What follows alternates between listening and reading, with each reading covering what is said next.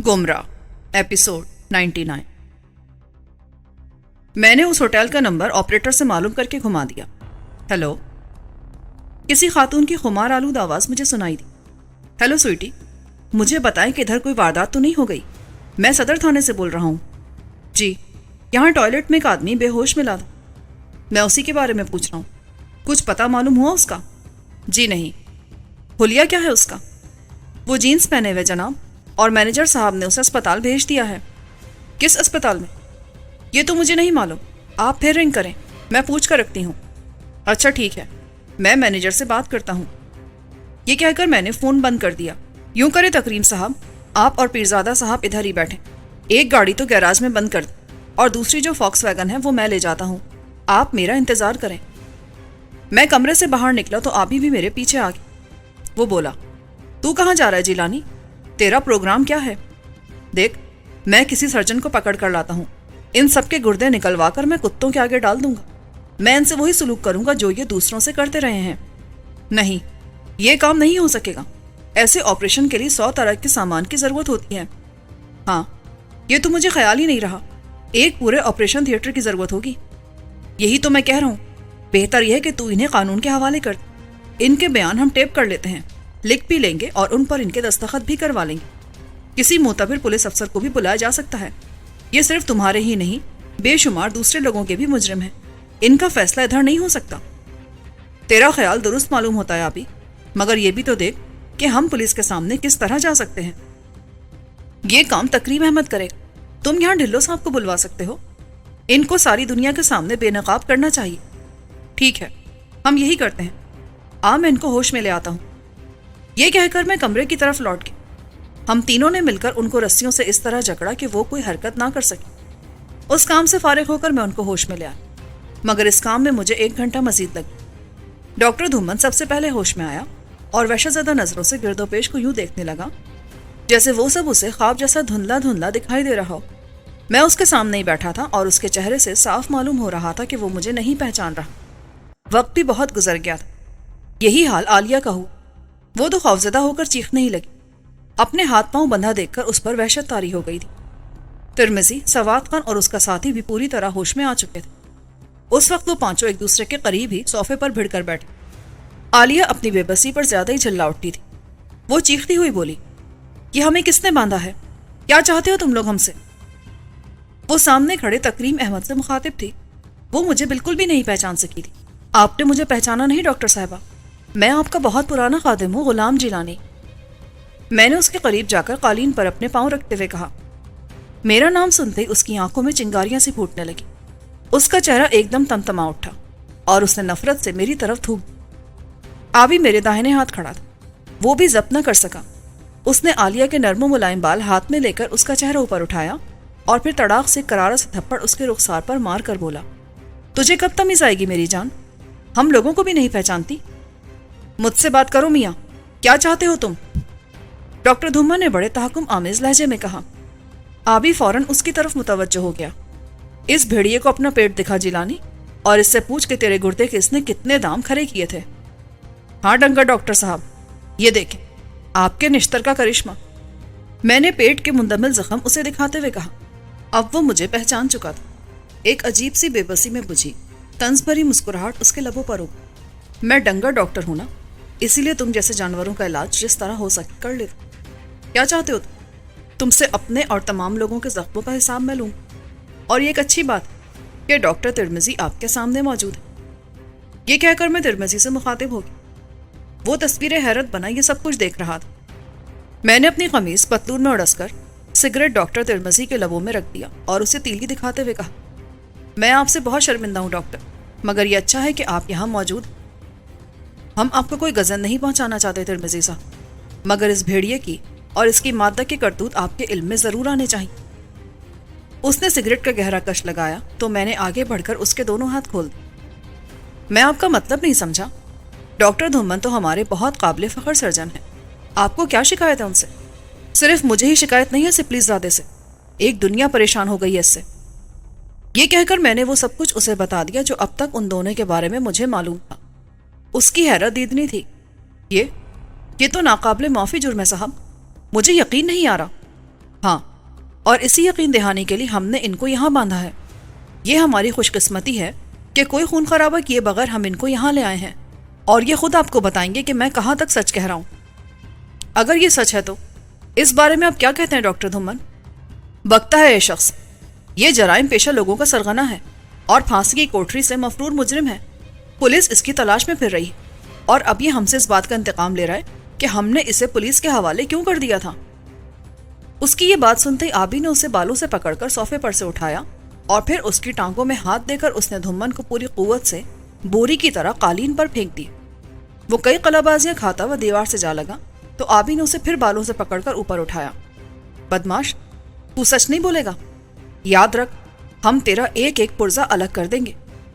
یہ کہہ کر وہ اس کا سر دیوار کے ساتھ مار کر تیزی سے کچن کی طرف لپکا۔ جب وہ واپس آیا تو اس کے ایک ہاتھ میں چاقو تھا اور دوسرے ہاتھ میں لکڑی کا ایک اڈا۔ کمرے میں آتے اس نے وہ اڈا دھومن کے پاؤں کے قریب رکھا اور پھر دھومن کی بندھی ہوئی ٹانگیں پکڑ کر اس کا ایک پیر اس نے اڈے پر چڑھا لیا۔ دھومن دہشت زدہ ہو کر سکڑنے لگا۔ ٹانگیں اس نے فوراً ہی کھینچ کر پیٹ سے لگا لی تو میں نے اس کی گردن پر اپنا بوٹ رکھ دیا۔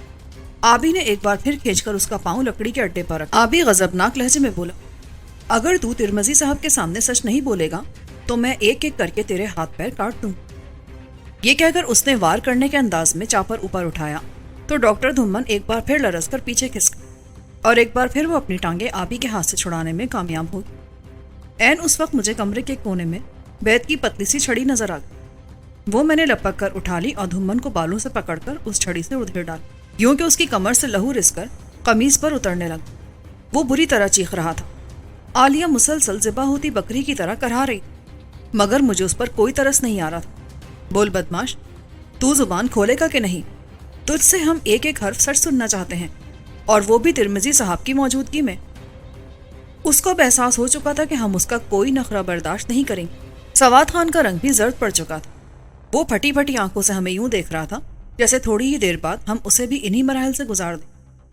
بول ڈاکٹر، بول، تو کیا کچھ کرتا رہا ہے؟ بتاتا ہوں، خدا کے لیے مجھے چھوڑ دو، میں سب کچھ بتا دوں، سب کچھ۔ پانی پلائیں بھائی جی اس خبیث کو، اور دیکھیں ادھر کوئی ٹیپ ریکارڈر بھی ہوگا کہ نہیں۔ میں نے تکریم احمد سے کہا۔ آبی نے اس دوران وہ گنڈاسا اور لکڑی کا اڈا وہاں سے ہٹا دیا۔ جی نہیں، ایسی کوئی چیز گھر میں نہیں ہے، البتہ میں آپ کو لا دیتا ہوں۔ جائیں ٹیکسی لے کر ابھی، اور فلیٹ سے ایک ٹیپ ریکارڈر اٹھا لائیں، میں اس کھوتے کے بچے کو پانی پلاتا ہوں۔ یہ کہہ کر میں نے کچن سے ایک گلاس لا کر پانی اس کے منہ سے لگا دی۔ وہ اسے جانوروں کی طرح گٹا گٹ پی کر ہانپنے لگا، یوں جیسے ہوا اس کے پھیپڑوں میں داخل ہی نہ ہو رہی۔ تکریم اسی وقت باہر نکل گئی۔ مجھے یہ دیکھ کر خوشی ہو رہی تھی کہ ڈاکٹر دھومن کے اس علاج کا دوسروں پر خاطر خواہ اثر ہوا تھا۔ وہ سب ہمت ہار گئے تھے، اور یہی میں دیکھنا چاہتا۔ ان کے اندر کی مزاحمت کی تمام دیواریں منہدم ہو جانی چاہیے تھی، اس کے بغیر ہم اپنا مقصد حاصل نہیں کر سکتے تھے۔ میں آپ کو بھی پانی پیش کروں ترمذی صاحب؟ نہیں، میں نے 7 اپ پلاتا ہوں۔ یہ کہہ کر آبی دائیں ہاتھ کے کمرے میں جا گھسا۔ وہاں رکھے فریج میں اس نے کھانے پینے کی چیزیں دیکھ لی تھی۔ وہ غالباً تکریم احمد نے اسی روز وہاں رکھی۔ تھوڑے سے وقت میں اس نے ہمارے لیے بہت سا کام کر لیا تھا، اور ہماری کسی بھی بات پر شبہ کر کے اس نے کسی قسم کی غفلت کا مظاہرہ نہیں کیا تھا۔ ڈاکٹر ترمذی ہمارے اس مربیانہ سلوک سے متاثر ہو رہا تھا۔ سوڈے کی بوتل پی کر اس نے اپنی جیب سے عمدہ قسم کے سگریٹ کا پیکٹ نکالا اور اسے سلگا کر بولا، مجھے نہیں معلوم تھا کہ اس عظیم پیشے میں ایسے ایسے لوگ بھی موجود ہیں۔ میں تو انہیں اپنے شہر کا ہی نہیں، سارے ملک کا معزز ترین ڈاکٹر سمجھتا تھا، اور آپ کہتے ہیں کل شفق میں بھرتی ہونے والے لوگ ان کا شکار ہو گئے ہیں۔ وہ جو حادثے میں مرتے مرتے بچے، وہ بھی گردوں سے محروم کرا لیے گئے۔ مجھے حیرت ہے صاحب۔ ہاں، توے پر روٹی بھی پکتی ہے، مگر اس کا ایک حصہ سیاہی کا منبع بن جاتا ہے۔ یہ سواد خان اس شیطان کا گرگا ہے، اس سے پوچھیں یہ کتنی دولت کما چکا ہے۔ کیوں بے بدماش کی اولاد، تو سیدھی طرح بکے گا یا نہیں؟ یہ سب کچھ سچ ہے۔ ہم ہی نے ان دونوں آدمیوں کو بے ہوشی کی حالت میں منی بس سے نکال کر اسٹار گیٹ کے عقب میں بنی کوٹھی پر پہنچایا تھا۔ وہاں ایک بڑا تہخانہ ہے جس میں ڈاکٹر صاحب نے آپریشن کا تمام سامان لگوا رکھا۔ ان دونوں کے گردے ڈاکٹر عالیہ نے نکالے تھے، یہ بھی اس آپریشن میں ماہر بن چکی۔ جب یہ اپنا کام کر چکے تو ہم ہی نے ان دونوں کو اسپتال پہنچایا۔ سن رہے ہیں آپ ترمذی صاحب، یہ ان کا آدمی ہے جنہیں آپ بہت معزز سمجھتے۔ اف توبہ، یہ تو سیدھا سیدھا پولیس کیس ہے صاحب۔ آپ جو بھی کر گزرے تھوڑا ہے، کوئی بھی شخص انہیں معاف نہیں کر سکتا۔ ترمذی صاحب نے اپنے بندھے ہوئے پاؤں کو دیکھتے ہوئے کہا، وہ اب بڑے تواتر سے سگریٹ پی رہے تھے اور سمجھ چکے تھے کہ اگر انہوں نے وہاں سے بھاگنے کی کوشش کی تو وہ بچ کر نہیں جا سکے۔ تیرا نام کیا ہے بچے؟ تم کیڈیلک کے پیچھے کیسے لگ گئے؟ اس نے میری بات کا کوئی جواب نہیں دیا تو میں نے بیت کی چھڑی تڑاک سے اس کے کان پہ دے ماری۔ وہ بلبلا اٹھا۔ تو بولتا کیوں نہیں ہے؟ تو سمجھتا ہم تجھے چھوڑ دیں گے؟ بتا کیا نام ہے تیرا؟ میرا نام علی مکسی ہے، مگر یاد رکھ تیری ایک ایک بات کا ہم تجھ سے خوفناک بدلہ لیں گے۔ میں نے تب کر ایک اور ضرب اس کے اسی کان پر لگا۔ اس نے یوں سر ڈال دیا جیسے اس کے حواس گم ہو گئے، مگر چند لمحوں بعد وہ میری توقع کے بالکل برعکس بندھی ہوئی حالت میں اپنے پاؤں پر اچھل کر کھڑا ہوا اور مجھ پر چیتے جیسی پھرتی سے یوں آن پڑا کہ اس کی بندھی ہوئی باہوں کا حلقہ میری گردن میں تھا، اور اب وہ اپنی دونوں کوہنیاں میری ہنسلی میں دائیں بائیں دھسا رہا تھا۔ میں سمجھا وہ میری ہنسلی توڑ دے گا۔ میں نے دونوں ہاتھ اس کی گردن پر جما کر اپنی انگلیاں اس کے نرخرے پر جما دی۔ اس کا دم گھٹنے لگا تو میری گردن پر اس کا بوجھ چھٹ گیا۔ اس نے آگے جھک کر میرا کان اپنے دانتوں میں لینا چاہا تو میں نے اس کی گردن چھوڑ دی اور اسے کمر پر سے پکڑ کر ذرا اوپر اٹھا کر پوری قوت سے اچھال کر ڈاکٹر دھمن کے اوپر گرا دیا، مگر وہ پلٹ کر دیوار سے لگا اور ایک بار پھر اٹھ گیا۔ میں یہ دیکھ کر حیران رہ گیا کہ اس نے اپنی باہوں پر بندھی رسی اپنی بے پناہ قوت سے توڑ ڈالی اور پاؤں کی۔ اس کی آنکھوں میں خوخار چیتے جیسی بہیمیت کچھ اور زیادہ چمکی۔ آبی صوفے کے کنارے پر ایک طرف ہو کر کھڑا تھا۔ اس نے مداخلت سے گریز کیا، البتہ اس کا پستول سیدھے ہاتھ میں آ چکا۔ مکسی نے رسیاں توڑاتے ہی پاؤں بدلے اور کمرے کے کونے کی طرف اتنی برق رفتاری سے گیا کہ میں اس کا ارادہ ہی نہ سمجھ سکا۔ وہ اب ہوا میں گولی کی طرح اڑتا ہوا میری طرف آ رہا تھا۔ ایک جست سے وہ میرے سینے پر دونوں پاؤں مار ہی دیتا، مگر عین آخری لمحے میں ایک طرف ہٹ گیا اور وہ سیدھا فوم کے بیڈ پر گرا۔ وہ ایسا تماشا دکھا رہا تھا کہ آبی بھی اش اش کر اٹھ، اور پھر مجھے اپنی حماقت کا احساس ہوا۔ ہم ان میں سے کسی کی بھی تلاشی نہیں لے سکے۔ میری آنکھوں کے سامنے اب ایک پتلے سے پھل کا تیز دھار خنجر لہرا رہا، ایسا خنجر جس کا ہلکا دستہ اور پھل اس کے مقابلے میں کہیں زیادہ وسط، اور اسے مکسی نے نوک کی طرف سے پکڑ اتنی تیزی سے پھینک دیا تھا کہ اگر میری نظر اس کے ہاتھ پر نہ ہوتی تو وہ خنجر سیدھا میرے دل میں دھس چکا ہو، مگر اس کے ہاتھ کی حرکت کے ساتھ ہی میں نشانے سے ہٹ گیا۔ خنجر سیدھا سامنے کی چوبی الماری کے تختے میں لگا۔ وہ اتنی قوت سے پھینکا گیا تھا کہ الماری کے انچ بھر موٹے دلے میں دستے تک دھنس گیا۔ مکسی اپنی اس ناکامی پر بری طرح تلملایا اور ایک بار پھر وہ پورے قد سے اچھل کر میرے سینے پر ہوائی ضرب لگانے کے لیے میری طرف، مگر میں نے نیچے جھک کر اسے دیوار سے لگنے دیا۔ وہ سر کے بل فرش پر گرا تو میں نے اس کی دونوں ٹانگیں پکڑ کر مقفل کر، یوں کہ جوں جوں میرا دباؤ بڑھا اس کی چیخیں زیادہ دلدوز ہوتی چلی۔ مجھے کچھ اتنا طیش آ چکا تھا کہ اسے کوئی موقع دیے بغیر میں نے اس کے زانوں پر دباؤ ایک دم اتنا بڑھا دیا کہ کڑ کڑ جیسی آوازوں کے ساتھ اس کے گھٹنے کا جوڑ ٹوٹ گیا۔ اس کی مہیب چیخ کمرے میں گونجی اور پھر وہ درد کی شدت سے نڈھال ہو کر اوندھے منہ فرش پر سر پٹا۔ اس وقت میں نے دل سے چاہا کہ خدا کرے اسے کوئی زیادہ نقصان نہ پہنچ گیا۔ وہ بڑا جیدار جوان تھا اور ابھی وہ ان کے گروہ میں نیا نیا ہی شامل ہوا تھا۔ اسے یوں بے بس ہوتا دیکھ کر آبی بولا، یار تیرا ہاتھ کچھ زیادہ ہی سخت پڑ گیا ہے، یہ بڑا کاری جوان ہے، اسے ضائع نہ کر۔ یہ کہہ کر وہ مکسی کے پاس آن بیٹھا اور اسے دونوں ہاتھوں میں اٹھا کر اس نے بڑی احتیاط سے بیڈ پر ڈال دیا۔ پھر اس کا گھٹنا بڑے ہی درد مندانہ انداز میں سیدھا کرنے لگا۔ جو ہی اس نے مکسی کے گھٹنے کو پکڑ کر سیدھا کرنے کی کوشش، اس کی چیخیں کچھ اور زیادہ دلدوز ہو۔ اس کے اس بھیانک انجام پر مجھے افسوس ہونے لگا۔ میں نے بھاگ کر فریج میں سے کوکا کولا کی بوتل نکالی اور اسے پاس لے جا کر آبی کو تھما دی۔ وہ بوتل آبی نے دانتوں سے کھول کر مکسی کے منہ سے لگا۔ اسے پی جوان اور درد کو سہ جا ذرا دیر، ہم تیرا علاج کروا لیں گے، مجھے تم سے بہت ہمدردی ہے، تو حق ادا کر سکتا ہے۔ آبی کی یہ بات سنتے ہی مکسی ہائے ہائے تھم، اس نے متشکر انداز سے بوتل حلق سے نیچے اونڈیلی اور گھٹنے پر اپنا ہاتھ رکھ کر بولی، میں نے ایسا تیز جوان کوئی نہیں دیکھا، یہ پہلا آدمی ہے جس نے مجھے زیر کر لیا، اور مجھے خوشی ہے کہ یہ کمینہ دشمن نہیں، اسے یہی کرنا چاہیے ورنہ میں اسے مار دوں۔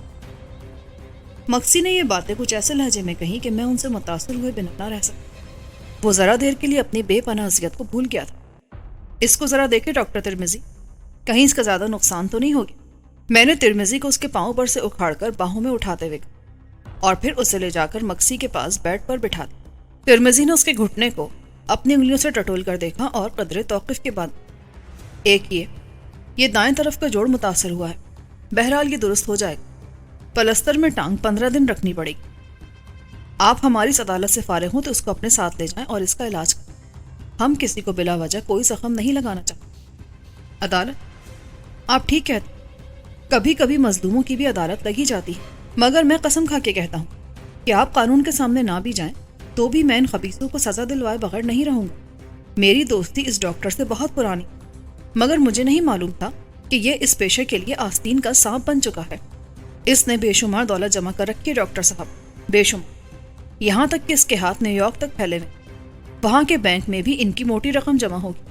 یہ خود بولے گا، نہیں بولے گا تو میں اس کا قیمہ کر دوں، اور یہ گشتی بھی یہاں سے زندہ نہیں جا سکے گی۔ میں نے عالیہ کی طرف غضبناک نگاہوں سے دیکھتے ہوئے، اس کی آنکھوں سے اب آنسو نہیں بہہ رہے تھے، سواد خان کی آنکھیں بھی اب بجھنے کو تھی، وہ ہم سے نظریں نہیں ملا رہا تھا۔ آبی نے ڈاکٹر ترمزی کو سہارا دے کر اٹھایا اور پھر لے جا کر سواد خان کے پاس صوفے پر بٹھا دیا۔ ہم بہت معذرت خواہ ہیں ڈاکٹر صاحب، یہ ہماری مجبوری ہے، ہم آپ کو ہزار معذرت کے ساتھ گھر چھوڑ کے آئیں گے۔ یہ کیڈیلک آپ کی ہے؟ نہیں صاحب، یہ بھی سرجن کی ہے، بلکہ اسے سور کہنا زیادہ صحیح ہوگا۔ استغفر اللہ، میں تو اس کا یہ مکروہ رخ دیکھ کر حیران رہ گیا۔ 15 سال سے میری دوستی کا دم بھر رہا تھا اور کہتا تھا کہ صاحب خرچی پورے نہیں ہوتے۔ کیڈیلک پھر اس نے کیسے خرید؟ اتنی قیمتی گاڑی؟ اس نے تو بتایا تھا کہ ایک شیخ نے اسے تحفتاً دی، اپنی صحت یابی کی خوشی۔ اس کے دونوں گردے بیکار ہو چکے تھے، ظاہر ہے اس خبیث نے اس کے پیٹ میں کسی غریب کے گردے ہی سی دیے ہوں گے۔ یہی کیا ہوگا اس نے، ہاتھ کے صرف گردوں پر ہی ڈالتا ہے۔ البتہ اس کی خوبصورت ناگن کبھی کبھی دوسرا آپریشن بھی کر لیتی، سارے دھندے کر لیتی ہے، کیونکہ ڈاکٹر دھمن اب قدرے بوڑھا ہو چکا۔ میری اس بات کا ترمزی نے کوئی جواب نہیں۔ وہ بیچارہ کوئی بہت ہی سادہ لوہا تھا اور جانتا تھا کہ عالیہ پر وہ خود بھی ہاتھ صاف کر چکا۔ جس انداز سے وہ ہوٹل سے باہر آیا تھا وہ سارا منظر ابھی تک میری آنکھوں میں تازہ۔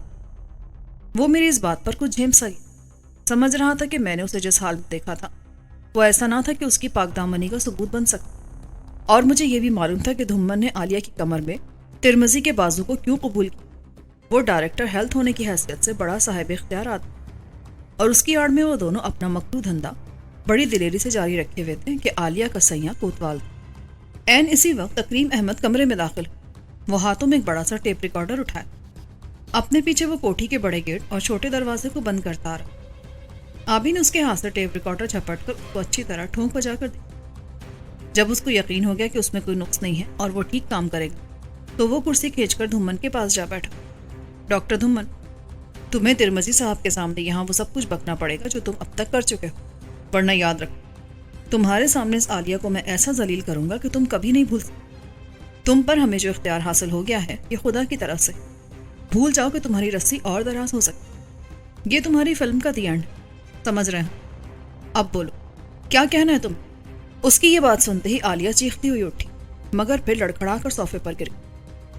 ہمیں کچھ نہیں کہنا ڈاکٹر، ان کی بکواس مت سنو، یہ ہمیں خواہ مخواہ ذلیل کر رہے ہیں۔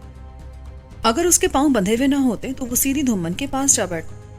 وہ ابھی تک کمر پر لگی ضربوں کے اثر سے کرہا رہا تھا اور مکسی کا گھٹنا سوجنے لگا۔ سوچ لے چمک چھل، یہ نخرہ تجھے بہت مہنگا پڑے گا۔ آبی نے بڑے ہی بازاری لہجے میں اسے منتبہ کیا۔ وہ ہذیان بکنے لگی۔ آبی نے اٹھ کر اسے بالوں سے پکڑا اور صوفے سے گھسیٹ کر کھڑا کر دیا۔ اس کے ارادے بھانپ کر دھمن چلا، خدا کے لیے ہمیں ذلیل مت کر، میں تمہیں وہ سب کچھ بتا دوں گا جو مجھے معلوم ہے۔ آبی نے عالیہ کو پھر صوفے پر دھکیلا۔ تمہاری معلومات ہمیں نہیں چاہیے، ہمیں یہ معلوم کرنا ہے کہ تم اب تک کیا کرتے رہے ہو۔ مجھے کسی اور کمرے میں لے چلو اور مجھے یہ گولیاں لا دو، درد سے میں مرا جاتا ہوں۔ یہ درد تمہاری صحت کے لیے اچھا ہے، البتہ ہم تمہیں دوسرے کمرے میں ڈال دیں گے۔ یہ کہہ کر آبی نے ٹیپ ریکارڈر اٹھایا اور مجھ سے مخاطب ہو کر بولی، اس میت کو بھی اٹھا بھائی۔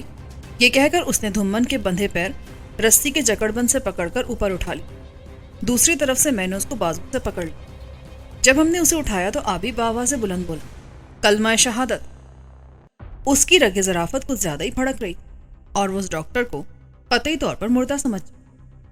جب ہم اسے دوسرے کمرے میں قالین پر ڈال چکے تو وہ بولا، اگر تم ہمیں چھوڑ دو تو میں تمہیں منہ مانگی رقم دینے کو تیار ہوں، مثلاً کتنی؟ کچھ اپنی قیمت بھی تو لگاؤ۔ میں تمہیں 50 لاکھ روپیہ دے سکتا ہوں۔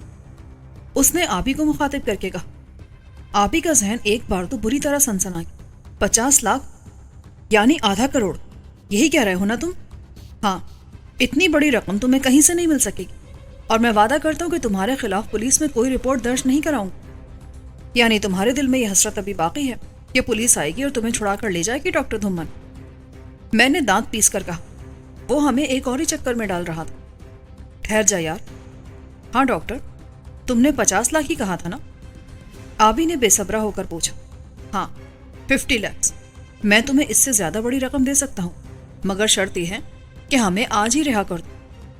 تمہاری چیک بک کہاں ہے؟ گاڑی میں پڑی، میرے بریف کیس، وہ ڈکی میں ہوگا۔ میرا جی چاہتا ہے میں تمہارا منہ چوم لوں ڈاکٹر، کتنے نیک دل آدمی ہو تم۔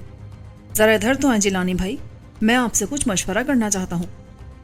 یہ کہہ کر آبی مجھے بازو سے پکڑ کر تیسرے کمرے میں لے گئی۔ دیکھ ہوئے، تو یوں ظاہر کر جیسے تو اس پیشکش کو خوشی سے قبول کر لے گا۔ میں اس سے چیک لکھواتا ہوں، اگر کل صبح بینک سے رقم ہمیں مل جائے تو وہ ہم لے لیں گے اور اپنا پرنالہ ہم وہیں رکھیں گے۔ وہ اتنا احمق نہیں ہے پیارے، تیرے جیسے کئی اس نے بیچ کھائے ہیں۔ نہیں یار، یہ بڑی اچھی پیشکش ہے، میں اسے برضا رغبت اور بقائمی ہوش و حواس قبول کرتا ہوں۔ تو دیکھتا رہے کہ میں اس کے چاول چٹے کر کے رہوں۔ چیک میں اس شرط پر لوں گا کہ ان لوگوں کی رہائی رقم ملنے پر منحصر ہو۔ میں رقم لے آؤں تو پھر ان کو ہم بیلن سے گزار لیں گے۔ تیری مرضی ہے آپ، مگر میں اس کا مشورہ ہرگز نہیں دے سکتا۔ ہمیں بہت سوچ سمجھ کر چلنا ہوگا۔ تو یار اس میں حرج کیا ہے؟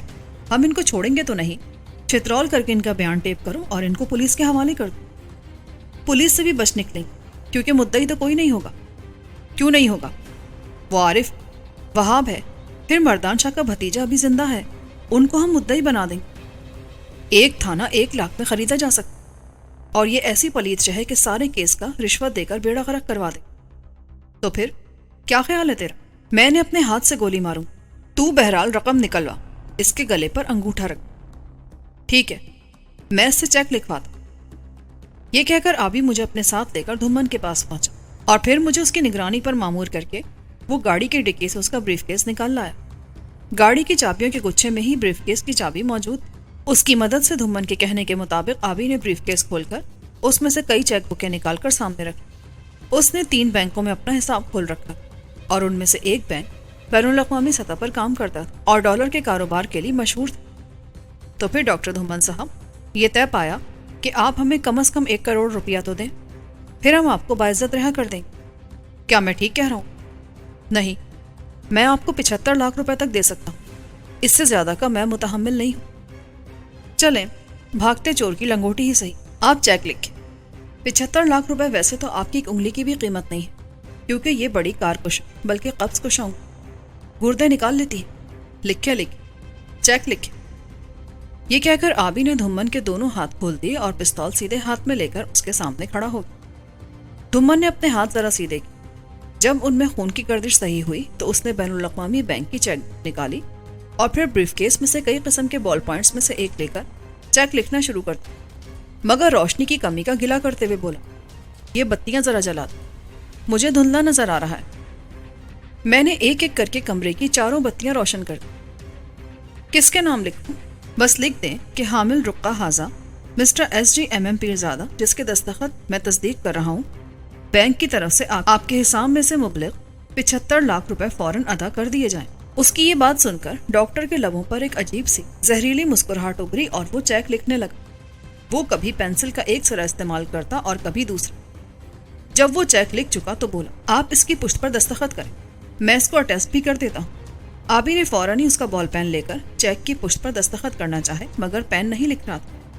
ڈاکٹر بولا، دوسری طرف سے لکھ، یہ حصہ شاید خشک ہو چکا ہے۔ آبی نے دوسرے سرے کو کاغذ پر رکھ کر اپنے لمبے چوڑے دستخط کر دیے، یوں کہ ہر لفظ الگ پڑھا جا سکتا تھا۔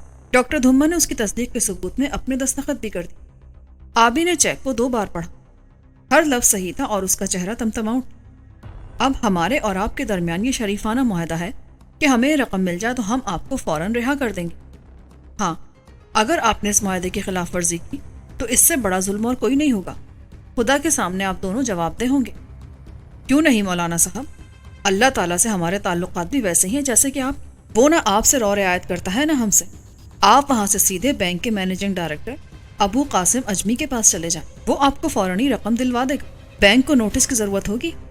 آبی نے پوچھا۔ ہاں، اس کے لیے آپ آج شام 6 بجے اسے فون کر دیں، میری طرف سے اسے کہہ دیں کہ وہ رقم کا بندوبست کر کے رکھے۔ اپنا نام اسے قربان علی بتائیں، وہ میرا مینیجر ہے اور ابو بکر اسے جانتا ہے۔ اگر اس نے آواز کے فرق کو محسوس کیا تو نہیں، میرا خیال ہے ایسا نہیں ہوگا. آپ اس سے اردو میں بات کریں گے، وہ سمجھ لے گا. اگرچہ وہ عربی بولتا ہے مگر اردو سمجھ لیتا ہے. ڈاکٹر دھومن نے بریف کیس بند کرتے ہوئے کہا. اس میں خاصی بڑی رقم موجود جس پر ہم اپنا ہاتھ بڑی آسانی سے صاف کر سکتے تھے. ٹھیک ہے ڈاکٹر دھومن، اب تم سے صبح 10 بجے بات ہو. تم ابھی ادھر ہی آرام. یہ کہہ کر آبی نے نہایت ہی شفاق انداز سے اس کے دونوں بازو پکڑ کر ایک بار پھر کس کر کمر سے باندھ اور اسے بازو میں بھر کر اس نے پلنگ پر ڈال دیا. میں یہ پنکھا چلا دیتا ہوں، اب تم تھوڑی دیر آرام. بہت تھک گئے ہو. میری کمر میں سخت درد. ڈاکٹر نے پہلو کے بل لیٹتے ہوئے تکیے میں سر دے کر. یہ تو ہوگا ہی. ان لوگوں کے درد کا اندازہ کرو ڈاکٹر جن کے گردے تم چبا گئے ہو. یہ کہہ کر آبی نے تمام بتیاں بجھا کر پنکھا چلا دی. یار، ہم ذرا ادھر بیٹھتے ہیں، اس بھیڑیے کو آرام کرنے دیں. یہ کہہ کر اس نے مجھے ساتھ لیا اور باہر چلائی. یہ قصہ تو ہو گیا، ابھی ہم اس ڈاکٹر عالیہ کی اسٹیٹمنٹ ریکارڈ کر لیتے ہیں. کیا خیال ہے؟ ٹیپ ریکارڈر اس کے ہاتھ میں تھا. ٹھیک ہے قبلہ، آپ کا حکم سر آنکھوں پر. یہ کہہ کر میں اسے برآمدے سے گزار کر اس کمرے میں جا گھسا جہاں وہ باقی سب لوگ بندھے پڑے تھے. جب ہم وہاں داخل ہوئے تو یہ دیکھ کر حیران رہ گئے کہ تکریم احمد ہاتھ میں گنڈاسا لیے مکسی کے سرہانے کھڑا تھا. کیا ہوا؟ کوئی گڑبڑ تو نہیں کی اس نے؟ میں نے پریشان ہو کر پوچھا. یہ مجھے گالیاں بک رہا تھا، کہتا تھا کہ میں تم سب کے پیٹ چاک کر دوں. یہ ٹھیک کہتا ہے، کتے کی نسل سے ہے یہ، جس کی دم 12 سال منجلی میں پڑی رہے تو بھی سیدھی نہیں ہو سکتی.